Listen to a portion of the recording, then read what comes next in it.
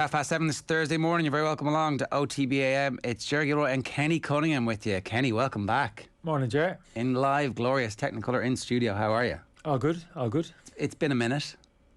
And the rest? Did you have a good pandemic? How was it? How was it for you? On a scale of 1 to 10, like most people, I think about 1.5. All right. Well, as pandemics go, you know, we're all... Well. Golf's getting better, chipping away the golf game. That's got to be said. Every cloud. Oh, yeah? Etc., etc. Do you have an official handicap? I don't. Right. That's why I like it, yeah. That's why I like it. You can duck and dive a little bit. I can. And so, what? How do you measure that it's getting better? How do you know? You just feel it? Just the reaction of people I'm playing with. How nobody will talk to me coming off the 18th. Okay, and now they're like, oh, that was actually not too bad. No, I must admit, I haven't played a bit more golf, to be honest, and I have been enjoying it, must admit. Finally, an outlet for your competitive urge. Well, it's always been an outlet, to be honest with you, but not in a good way. Right. A lot of the time, yeah. It can be a reasonably frustrating game, Jay. I'm not sure if you're... Yeah. No, familiar with that. Yeah. But, I've kind of parked me demons somewhat over the past couple of years, and just embraced the, the chaos. Better parts of the game. Yeah, a bit like... The camaraderie, social side. The fact that you're outdoors for a long period of time. Yeah, indeed, yeah. That's all you want. And appreciating some of the golf courses that we have over this fair land of ours. Yeah, they're good. Oh my God, unbelievable. They are, absolutely. Right, if anybody has any questions for Kenny this morning, 0879 180 180 is the WhatsApp number. Of course, you can always leave a comment for us on the YouTube stream. We should just delve straight into the Champions League. On the whole, before we get into any of the specifics, a good start over the last couple of days, a welcome return of the best quality football that we see really ever, is it? Let's park the best quality of football as well, and just say that I did enjoy the last two nights football. It came back. It was more crash bang wallop the last two nights.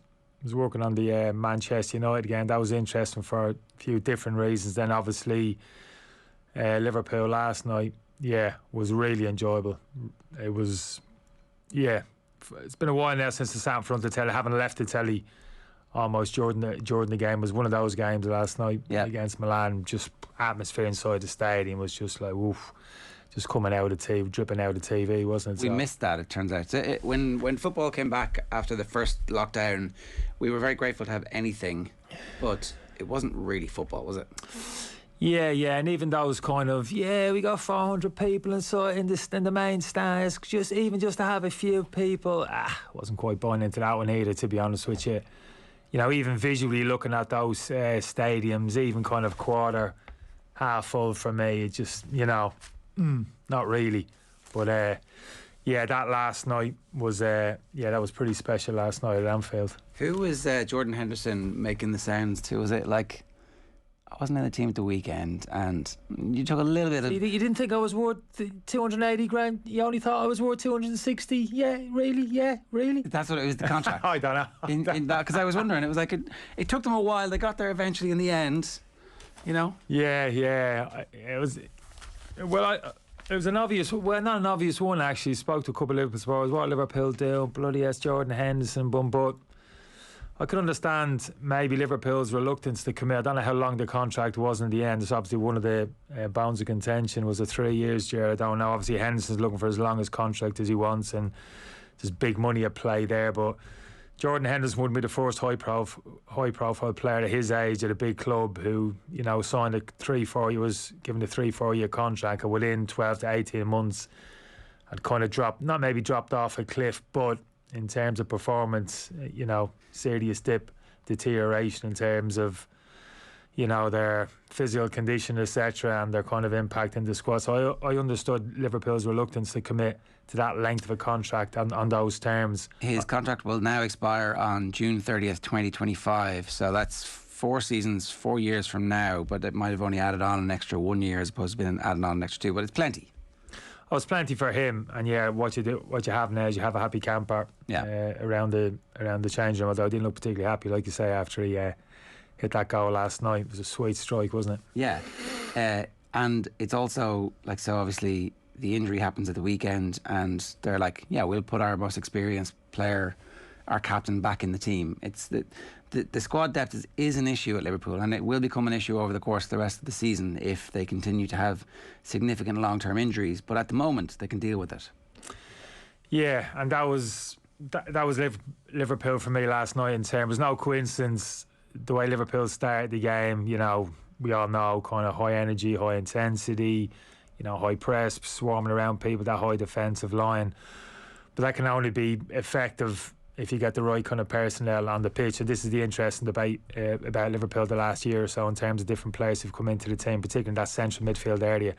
But I don't think it was any surprise. I think Klopp was looking to really come out of blocks last night and really impose himself on Milan, actually overrun them, kind of suffocate them.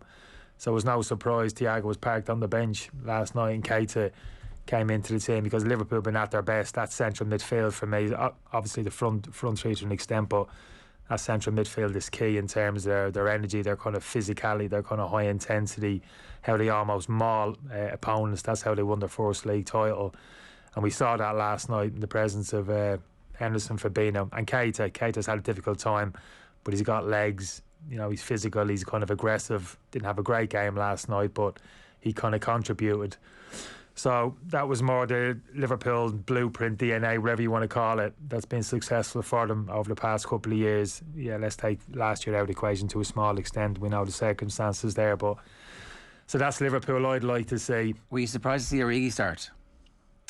Because he doesn't really start these big games. Yeah, you're right. A little bit surprised. But again, what I'd say is legs, can get around the pitch, can start that press, can go and engage opposition centre halves, and can do it continually over the course of 90 minutes. You know what I mean? So he wasn't bringing in a player who was going to weaken. For me, what drove that team sheet last night was how Liverpool out possession. We need to be perfect out possession in terms of how we hunt this team down. These are good football inside Milan. Got some very talented individual players, like to play the game at kind of their pace. So Liverpool had to kind of counteract that, and they have the team to do it in terms of that kind of tenacity that we're talking about, that kind of high energy. And I think Origi kind of provided that, albeit a little bit higher up the pitch. Yeah. So it's clear that they're trying to manage the minutes of the players. There's no Virgil last night, and it's a similar number of changes and a similar approach to the game that Manchester United took, but there's a difference in the quality of the teams at the moment. Maybe not in the quality of the personnel, but there's certainly a difference in terms of the team understanding what they're trying to do, what their identity is. Yeah, but Klopp made the changes last night, but the balance of the team for me wasn't affected. Van Dijk coming out, Gomez coming in, fundamentally nothing changes. Obviously, in terms of the qualities of Van Dijk, I understand that, but in terms of really the balance of the team, the midfield three for me was strengthened actually by Henderson coming into the day. Van der Beek came into the Manchester United team the other night. Pogba got shifted out onto the left wing, playing left of a three. So the balance, that shifts the whole balance of the Manchester United. It's a skew now where the changes Liverpool made last night, that wasn't the case. Even Origi going centrally and Jota coming onto the left hand side, fundamentally the balance of the team didn't change. And like I said, in the engine room, in that central area of the pitch, Liverpool were strengthened for me. You mentioned about strength and depth, maybe to an extent. I mean, I'm a big fan of Curtis Jones. I've got to be honest with you, the last year or so, I thought there was a time last year he was actually going to break through and hold down a place in that central midfield. I think potentially he could be the best Liverpool all-round central midfield in the next 2 to 3 years. I think he's developing to play. He's got a bit of everything. Physically, he's more mature now. I think the defensive side to the game is improving, which it has to do because of the things that we've been talking about, what you have to do in that central midfield area for Liverpool. And he's a very technical player, and he's got legs, and he's got an end product in terms of goals. So when we talk about those other Liverpool central midfield players, they've all, whether it's Fabinho, Henderson, Thiago's kind of ball playing, his technical ability, but kind of no legs, can't trust him defensively. But Curtis Jones for me is potentially the one I think who can actually step in to that Liverpool midfield. Certainly over, even this year I'm looking at, even last night when he came on, I was impressed with him. You know, real confidence when he came on the pitch, going and getting on the ball. He's got legs, he can get around the pitch. I think he's a real talent. I'm really interested to see. I'll be interested to see how Klopp thinks about what he really thinks about him. I know he'll come out publicly and say, oh yeah, great talent, we love him here, blah blah blah. But at the end of the day, how big the games are going to be that he picks him. Yeah, minutes on the pitch. Ultimately, it's all about minutes. You can talk about how much I trust me player. Yeah, I love him. Oh yeah, we're so lucky to have him. But when the big games might be available for 15 to 20 million. Yeah, exactly. But I'm a big fan. So you're talking about strength and depth. For me, he's the one. Harvey obviously showed up well early in the season, but Jones is the one for me in that kind of central midfield area who could really break through. I know a lot of people talk about Thiago, but for me, it's Jones is the one for me who can actually elevate Liverpool potentially. So in theory, they can actually take injuries at this point to almost anybody, with the exception of Salah. Is that kind of what we feel about Liverpool? It depends what you mean. They can't take an injury to Salah. Well, they miss him obviously in terms of his none of the goals, replacements they have for him. What you're talking about. Like, take Salah out of the team, and they're definitely a significantly weakened side. Most of the great sides. It's pretty obvious, isn't it? Well, he's reached that level now where if he's not on the team sheet, the opposition goes, we have a chance. But if he isn't the team sheet, you're very concerned about it. I suppose what I'm saying is the squad is big enough to deal with almost any injuries. Yeah, I think so. Well, that's the beauty of Jota in particular coming in. He's very versatile. Jota can operate anywhere across the front three and even in behind. So you talk about Salah coming out of the team, and yeah, absolutely, in terms of his numbers speak for themselves, but I don't think it's a case, well, who have we got to play right side of a three? I mean, Jota predominantly just slides over there, like, you know what I mean? I don't think he can, don't give you a chin to be on the floor.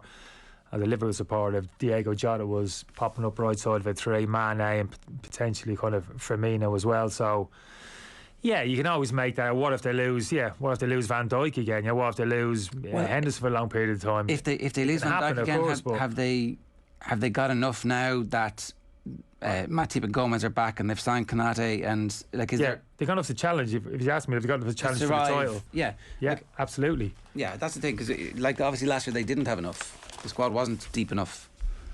Well, no, but they had those key instrumental figures missing for long periods. Van Dijk in particular was absolutely huge, and obviously some significant injuries.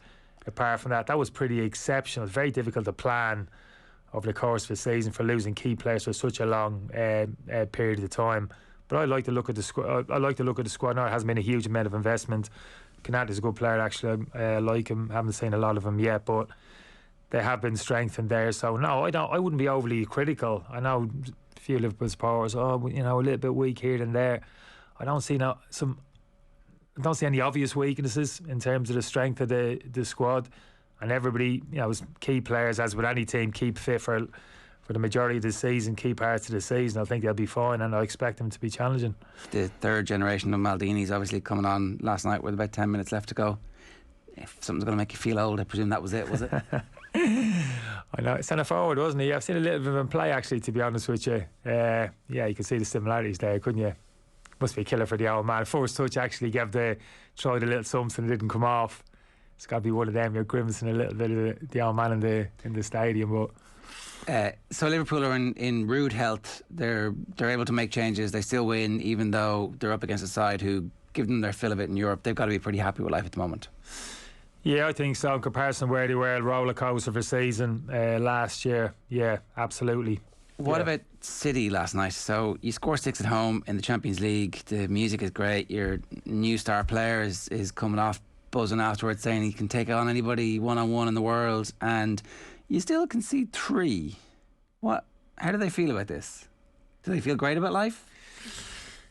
I think so. Yeah, I think so. I mean, 6 goals shouldn't be. I don't think we should be that surprised. Not as strong a Leipzig side has been around previously, but that's what they're capable of. That's the quality which they have high up the pitch. These are the type of combinations that they can put on the pitch. That kind of from 5, you'd kind of compare it, I suppose, to Liverpool last night. This is what I'm talking about, Liverpool DNA last night. That suits Liverpool best. It's when they're at their very best.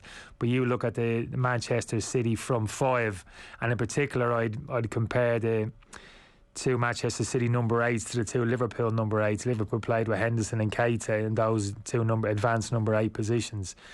Manchester City put De Bruyne and was it Bernardo Silva, usually Gundogan, in those, different types, different beasts, so that kind of dictates in terms of how you play how you play your football. Manchester City play a different brand of football at times to Liverpool. There's significant differences there. Both can be equally effective, as we've seen. They both won 2 league titles, and that's the comparison. That's the real interest for me. That kind of style of football suits City in terms of the individual qualities they have. For me, what we saw in Liverpool last night, that's the type of football Liverpool need to play and stick to that. And that's what really gets under Manchester City's skin. But getting back to your original point, Manchester City can be equally effective playing their style of football. And Grealish for me is, it's no surprise. Like a little bit surprised, maybe not a little bit surprised Manchester City jumped, just because that type of player, obviously they have a number of them in their squad. I was very surprised, maybe. I think anybody really. I think any of the top teams, I was surprised weren't tripping over themselves to get Grealish into the squad. You've mentioned maybe Liverpool. I mean, he's the type of player for me, you've got to jump, you got to grab him. Yeah. You know, where normally you'd say, sorry, Jake, normally you'd say, well, how does he fit in our style of play?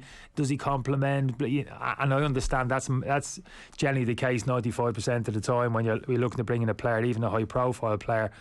But Grealish is one for me that you got to get him. You got to get him in the door, and then you decide where you're going to play him. I think he's that good.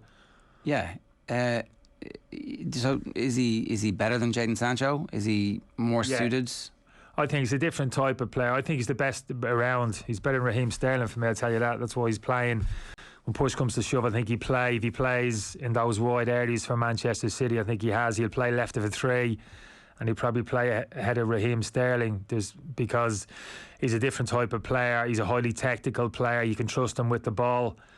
His decision making is kind of intelligence. I think there's differences there with Sterling, more kind of a more explosive, kind of more blinkered in his approach. Sterling doesn't quite see pictures like Grealish does. And then of course there's that versatility. I'm still looking forward to seeing him play in those central midfield positions, those 2 number 8s we're talking about.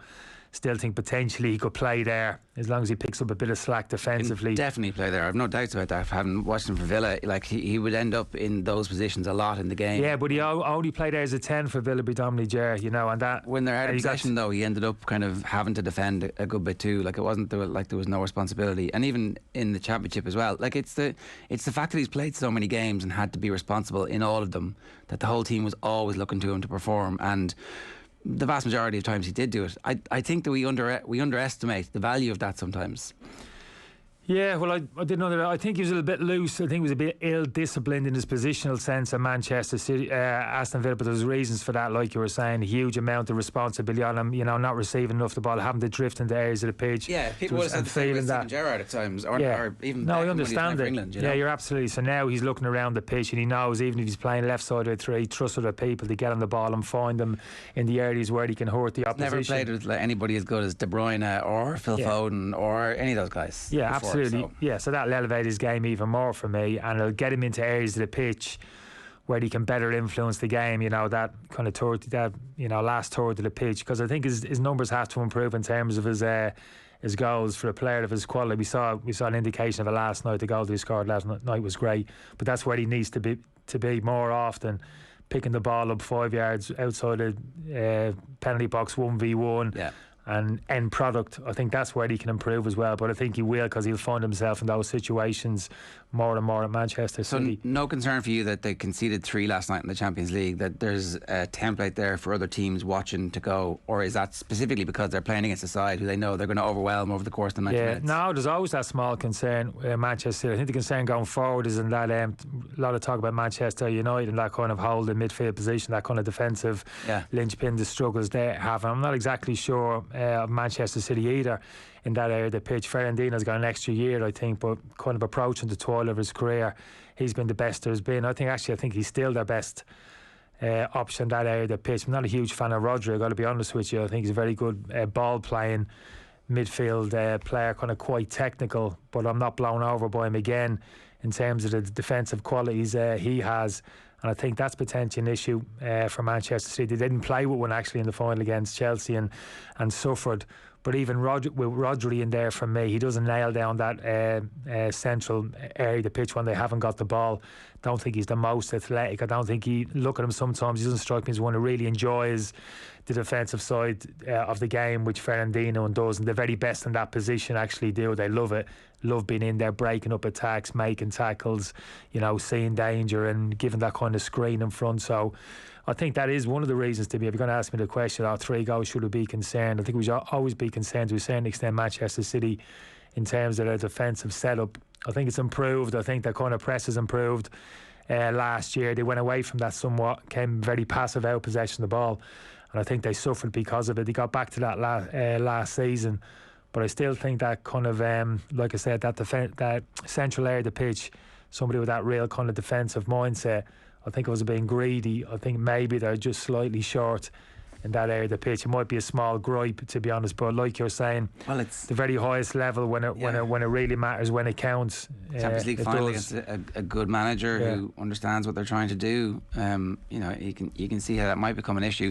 The other big result last night, obviously, was the 1-1 draw for Paris Saint-Germain in Bruges. So that one finished 1-1, and we got to see Mbappe, Neymar, and Messi together. And it's going to take time, naturally, or is this actually, so put yourself back in the changing room, and you're the centre back, and that's your front three, and let's face it, they're not the hardest working front three when it comes to pressing and defending and getting back.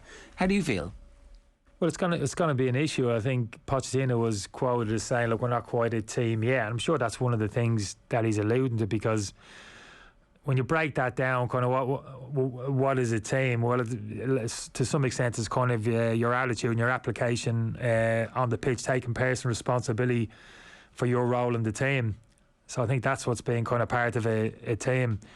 And as you've suggested there, out possession, the work rate of those 3 players in particular is going to come under scrutiny, and it's going to be a factor if they're going to be successful. Forget about the domestic league, but saying if they're going to be successful in European competition, that's the Champions League, and go and win it. That's the intention of bringing these players in. That's going to be a factor. These players are going to have to dig in, but Messi hasn't been digging in for Barcelona in that respect for the past couple of years. It just hasn't been expected of him. I'm not sure physically if he can play at that level out of possession anymore. Neymar, feast or famine in that respect as well. So yeah, I think it is an issue, and it is an issue for Pochettino how he manages that, and if he can actually go through well and draw that out of Messi in particular, because it is going to hurt them. Now, you talk about the front three, that team sheet last night. Oh, you look at that front three. Well, did you look at the midfield three? Anders Herrera, Paredes. Can't remember now. I've had a blank. The third one in there. Ronaldo. Yeah, Ronaldo. I mean, that's a key area of the pitch. We're talking about Liverpool last night, how good they were in the engine room. Yeah, Ronaldo Manchester and Paredes City. and Herrera started it, and Ronaldo and Paredes come off. Paredes comes off at half-time for Danilo Pereira. Ronaldo comes off at half-time for Julian Draxler. And then Mbappe comes off after 51 minutes for Icardi. Yeah, but it's not going to blow you away. That central midfield axis for me, no matter whoever 3 they put in there, I think there's question marks over that. I'll be looking at that midfield 3 saying, really, is that good enough in terms of what you look at what's around their counterparts are going to be competing for the Champions League? So that'd be the biggest concern for me. I wouldn't get blown away for a couple of those other signs as well. Sergio Ramos for me does nothing for that team coming in. I'll be surprised if he plays, to be honest, which is there's better defenders at the club. Well, Ramos isn't actually fit, I think, until October or November. Yeah, so I suppose that's my point. So you look at those big, massive free transfers coming in. Hakimi, to be fair, fine player, he'll improvement in that area of the pitch. But I think a number of those signings for me, I'll be scratching my head in terms of, oh yeah, wow, bang. You look at the name and you think, oh, this is pretty amazing what's happening at PSG. But realistically for me, I think it's an argument for saying I don't think they've been particularly strengthened with the acquisition of a couple of these players. Kaylor played in goals as well, so Donnarumma on the bench. So as a centre back, what do you think it would be like to play in that team at the moment? I'd be, as a centre half, I'd be more concerned with that midfield 3 in front of me, to be honest with you, rather than the front 3. I think players understand. I mean, they're not fools, and they'll realise Lionel Messi comes in, maybe to a smaller extent the same with Cristiano Ronaldo at Manchester United. That was a conversation after the game the other night. Feast or famine at the weekend, how well he played, the goals that he scored at the weekend, and in different circumstances against young boys, he showed his limitations, which he has now at the stage of a career that he's at, in terms of his energy levels, what he can do for the team in that situation, a man down, when you're expected to show a lot of energy, kind of run the channels, and give that type of performance as a lone striker, he's not able to do that. But I think the Manchester United players and manager probably realised that when he came in. The same is true of Messi. I think it's always the case. As long as you really impact the game in other areas, you have to be impacting the game in other areas. Ronaldo has done that predominantly since he's been at the club. The goals he scored, albeit in a short period, and Messi's going to have to do that as well. As long as his numbers are up there in terms of goals and assists, and players look at him and think this lad could be the difference in those big games that you're talking about, Jared, coming up, the lads look at him and say, on any given day, this lad can just turn the game on its head and take us where we want to go in terms of Champions League finals. I think they'll suck it up, even if that means they got to dig in and know. So everybody's realistic about the fact that this increases my workload, but it might also increase. Absolutely, yeah. I think that's always been in the case in the game. But of course, when that's not the case, and maybe they're not impacting the game, and the attitudes a little bit, and not really committing themselves to the cause, not being that type of team player that we're talking about, I think that can grate a little bit, and that's when the issues start within the dressing room, and that's when that can be very difficult to manage, even for a top manager. All right, we'll talk about the Manchester United midfield situation in just a moment, but I just want to tell everybody that OTB AM is brought to you by Gillette. Good morning. Start with Gillette. Put your best face forward with our new and improved razors, and the number to get involved in this morning, 0879 180 180, or you can just leave a comment on the YouTube stream if you're watching on YouTube. Of course, you can tweet us at Off The Ball AM. Here's what's coming up between now and 10 o'clock for you, talking about the Champions League, obviously. With Kenny, we've got the sports pages and an update on the Connacht women's rugby training ground fiasco situation from Will at about 8:05. Joe McMahon is going to talk to us from the Tyrone backroom team at 8:20. Sports news at 8:40. Harriet Pryor at 8:50 was at the Liverpool game last night. Our OTB TV picks with Sue. Final one for the foreseeable future. And then Luke Jensen on Emma Raducanu at 9:30 this morning. So if Cristiano Ronaldo at this stage of his career is not the out-and-out single striker that you want when you're down to 10 men, what about the midfielders of Fernandes and Pogba? They should have the energy levels to be able to manage a game. They certainly have the experience to manage a game when you're down to 10 men, and yet it didn't quite look like they were capable of doing it. The comparison that everybody's making is Chelsea go down to 10 men against Liverpool. Okay, so they gave up some chances, but they managed the game very professionally, like they'd been drilled to do it, like they knew what their jobs were and they understood what they were. That wasn't apparent after the Young Boys game. Yeah. No, I didn't. I maybe wouldn't go so far as I was scratching my head in terms of the changes that were made. Once Wan-Bissaka was sent off, I thought the first one was a substitute. The first big challenge for the manager, I can understand it because it happens quickly. The sending off, you're not expecting it. He's walking off the pitch, and suddenly, what do you do? You got to get it right back on the pitch. That's the first thing you got to do. So Dallow's got to come on the pitch. So you're going to sacrifice. So that's your first big decision, and it's important because you get that wrong, you can't rectify it, and there's still the majority of the game to go. I was surprised he took Sancho off. I've got to be honest with you, because the first thing primarily when you go down to 10 men, I think for me in your head you're thinking, right, I need to keep legs on the pitch. You know, you're thinking your defensive mentality or your defensive setup from that point on to a point. Don't get me wrong. But you're also thinking legs, and one man down, everybody's got to increase their workload now in terms of getting around the pitch, etc., etc. And that's not just out possession, Jerry, in terms of having to run around a bit more, closing people down, and a bit more defensive responsibility. But you've also got to be thinking about offering an attacking threat as well. And to do that, when you're playing with a man down, you're going to be operating from a reasonably low defensive block, being a man down. So you're going to be breaking out from deep defensive positions. And to do that effectively, you need pace. You need now pace in the team as well to complement that bit of defensive solidity to get yourself up the pitch. Yeah. And just to give you respite, not necessarily to go and score goals, although that's what you're looking to do potentially on the counter-attack, but just to take the team up the pitch and get a bit of respite. So I was surprised Sancho wasn't having particularly the greatest of games, but he can give you that. He's got good legs. Sancho's a young lad, we know that. So that was the first one for me. Could he not have gone to wing backs? Was it not a fairly obvious, like, you kind of have Fred drop into a central defensive role, and then Sancho plays as a right wing back and Nick Shaw plays as a left wing back, and like, you don't trust Sancho at this stage of his career? You haven't seen enough of him? What's the... Well, I don't know. I think for me what's looming, and which I think it is topic at the moment in terms of his reluctance to take, or has he got the bravery or the kahunas, I think as you'd probably say, to make the big decision, maybe take Ronaldo off at that stage, or even for Fernandes. Now Fernandes isn't one you carry out possession. He's high energy and he does look to go and press. But for me, he's like, he hasn't got clear pictures in his head sometimes. When he goes to press, he goes alone. He gets passed around very easily. He kind of wastes his energy a lot of the time, Bruno. So he's kind of willing, but he's not quite smart at times in terms of how he and when he goes to press. So yeah, in terms of the change of shape, he made a substitution at half time for this, so he gets to half time. Jed, he's made that one substitution. Fair enough. He's got Dallo on the team, so he gets to half time. Now he's had the 10 minutes before half time and the whole of the half time, have conversations with his coaches and get clear pictures in his head. Right, how are we going to go about this second half? So for me, again, that was the opportunity. Right now, we get this defensive setup absolutely spot on. Now I couldn't say the way he set up the team. He went to a back five. He went to a narrow midfield three with Fred, Bruno to a right and Pogba to the left of him in kind of narrow defensive shield and Ronaldo up front. Now I wouldn't have a huge problem with that. I wouldn't have done it personally, because when you play like that again and you're a man down, you really give up the sides of the pitch. You sacrifice all your width. You say, well, you got your wing backs, but a man down, you don't really have your wing backs.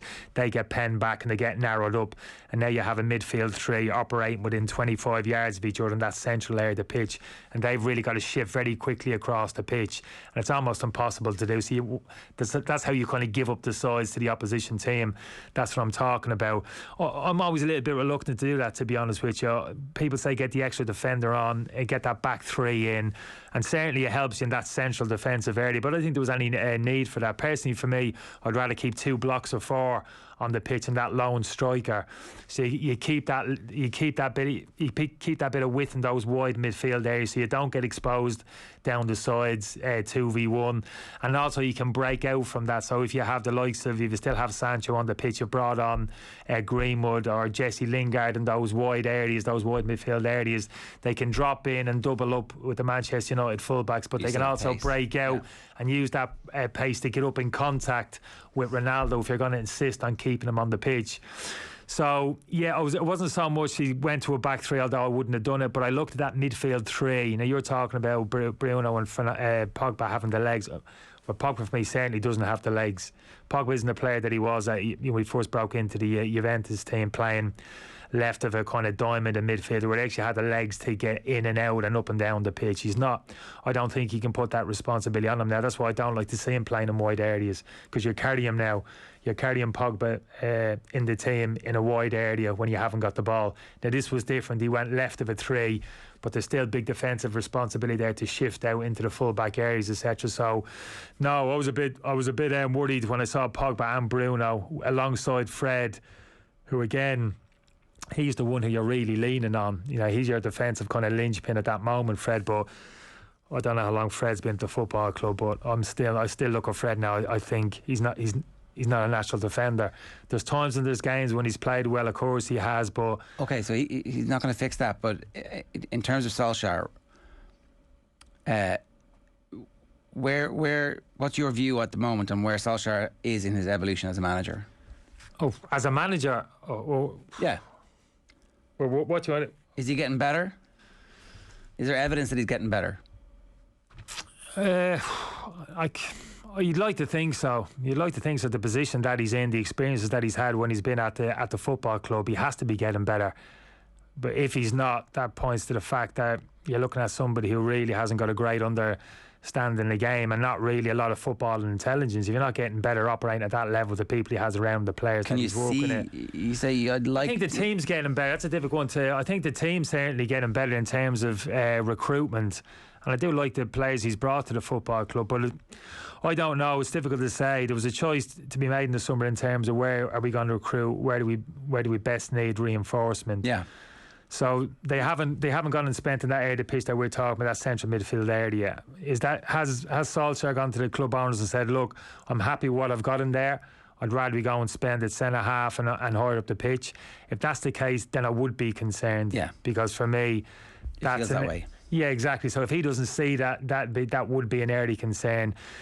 Just in terms of the substitutions tactically at times during this time there, I think there's been high profile games when it hasn't really worked. I suppose you could say that of every manager, but to be fair, the bigger managers when the big games come around, they kind of revel in it, and they get those decisions right in terms of how they set up their team, and also those big moments in the game when substitutes, not necessarily sending offs, but when substitutions need to be made to impact the game. I think we've seen that with Tuchel in a very kind of a small period, even when he's been at Chelsea.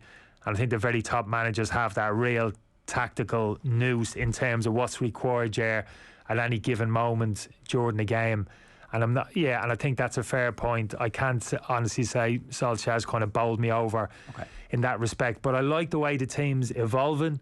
I think there's a team there that he can put on the pitch this season that can really challenge. Give him time. This season, it's his team, it's his vision, and if it hasn't been successful at the end of this season, absolutely, I'd have no problem with that. Yeah, serious questions will be asked. All right. OTB AM is brought to you by Gillette. Good morning. Start with Gillette. Put your best face forward with their new and improved razors.